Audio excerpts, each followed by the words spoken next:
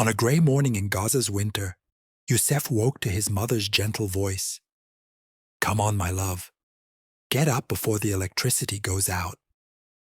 He slowly opened his eyes. The cold was biting at his limbs, and the dim light from a nearby candle revealed his mother's tired face and her smile that never left, despite everything. Youssef, a 17-year-old boy, lived in the Shujaiya neighborhood, where every street carried a story and every house had witnessed two eras, the time of life and the time of war. His dream was simple: to become a photographer who captures life, not death; weddings and joy, not ruins and blood. Outside, the air was filled with the scent of the sea mixed with the smoke of despair. Youssef passed by the vegetable shop, whose owner still insisted on opening it, even if it only had a few potatoes and onions. "It doesn't matter what I sell. What matters is that life still breathes," the man said with a half-sarcastic smile. On his way to school, Youssef walked down a street full of potholes, some made by rain, others by last night's missiles.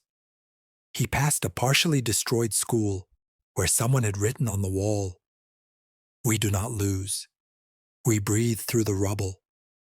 In class, the teacher was explaining a history lesson when the power went out. Laughter erupted from the students. "What's new? At least we escaped the exam." Youssef laughed with them, but his mind was on a photo he had taken yesterday, a child sitting on the ruins of his home reading a book. In the evening, he returned home with a bag of bread, carefully avoiding the debris. Inside, his mother was preparing a simple dinner of lentils and stale bread.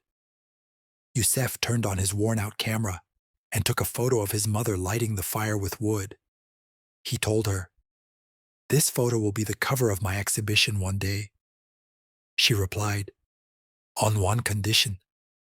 The title must be Gaza Loves Life." At night, while Youssef was writing in his notebook and charging his camera battery from the car battery, a nearby explosion shook the windows. Screams rose from the neighbors. They turned off the lights. The family sat huddled in the dark, not out of fear, but to share warmth. Youssef whispered, "Between every bombing and the next, we live, we love, we dream."